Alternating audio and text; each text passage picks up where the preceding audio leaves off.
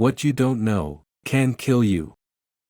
Exactly 500 years ago, on the very last day of this month, the month of October, Martin Luther, 1483 through 1546, a young German priest who taught moral theology at the University of Wittenberg, sent a document he titled, Disputation on the Power of Indulgences, to his superior Albert of Brandenburg, Archbishop of Mainz. In that document, which has become popularly known as his 95 Theses, Martin Luther argued against the issuance of indulgences, as they were being presented by priests and understood by laymen at that time. But to understand what Luther was up against, you first need to know what those indulgences were. By the time Luther penned his 95 controversial propositions, the leaders of the Roman Catholic Church had somehow come up with the nonsensical notion that a person who has not done sufficient penance in this life may pay his dues in the next, by suffering in some sort of silly limbo they called purgatory. The popular belief was, after suffering for sin in purgatory, a person would be released and move on into heaven. Setting aside the question of whether penance, rather than repentance, is efficacious for sin, or whether the place called purgatory even exists, I merely tell you the indulgences being sold by the priests at that time were documents that certified the holder had paid good money to do penance for himself or someone who was suffering in purgatory. The indulgence that Luther considered to be the most offensive was the one that had been granted by Pope Leo X 2 years earlier, in 1515. The Pope needed money to finance the construction of St. Peter's Basilica in Rome. What better way to raise the money than to sell folks a little piece of pie in the sky, by and by?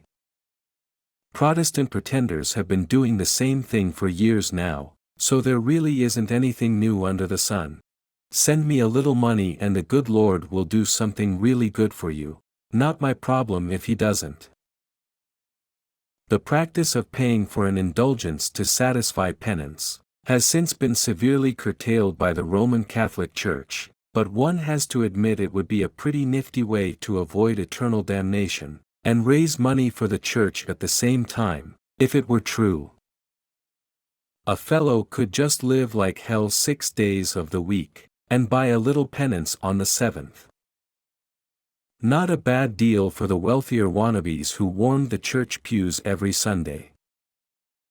They could cheat folks out of the money needed to pay for the remission of that particular sin, but the same did not hold true for those poor folk who used their rent or grocery money to buy a document that wasn't worth the ink used to print it.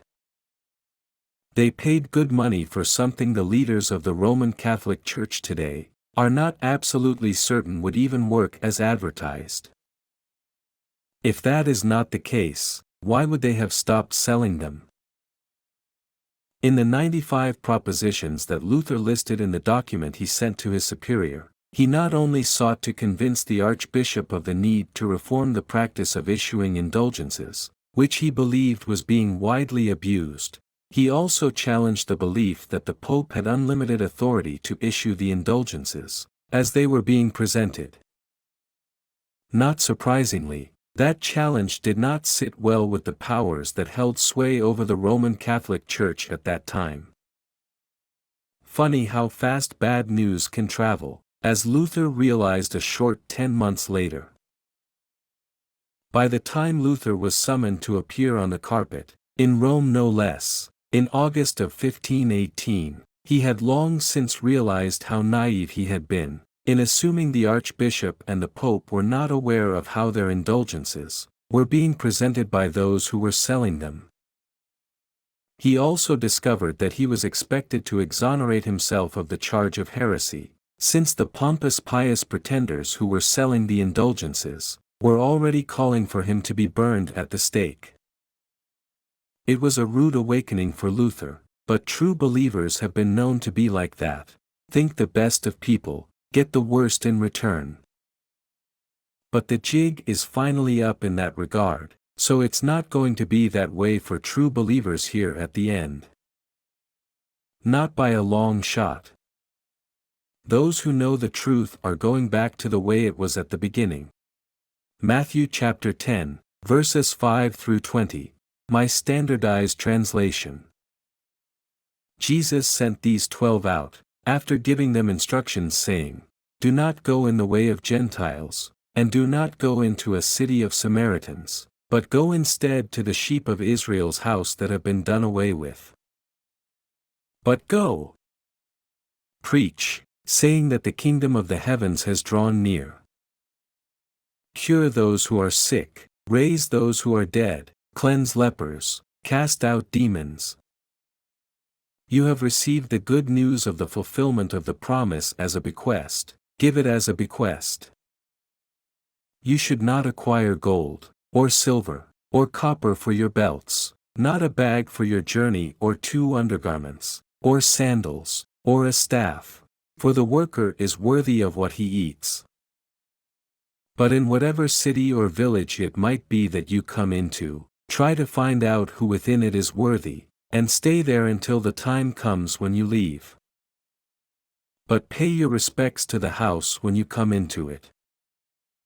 And if on the one hand, the house is worthy, let your peace come upon it, but if on the other hand, it is not worthy, let your peace return to you.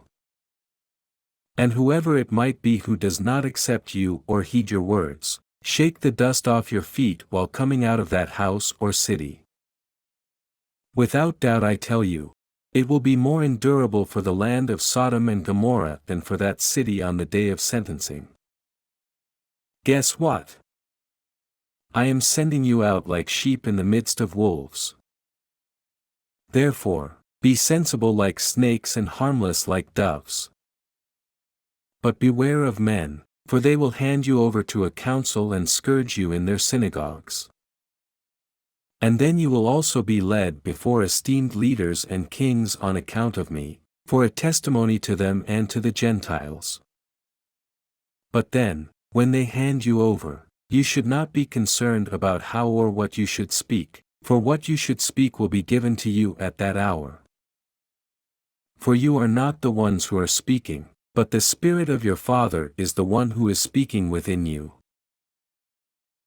Martin Luther did not realize he was stirring up a virtual hornet's nest when he wrote his 95 Theses, and sent them off to his superior, thinking the Pope and the Archbishop were not privy to the nonsense being preached in the local churches, but he was definitely aware of their shenanigans by the time the pretenders in charge of the Roman Catholic Church excommunicated him in 1521. So much for ears to hear, on the part of fools who were headed for hell in a handbasket of their own making. But history certainly has a way of repeating itself, so it should come as no surprise to you, that the same thing is coming down here at the end. The liar is not going to allow his devotees to give up without a fight, but the truth is, the only thing he has available to him are the lies he has been foisting off on the church for centuries, and the dim-witted dullards who want to continue to believe them. So you should not expect the truth I am explaining to be accepted by all that many, just the many, if you know what I mean.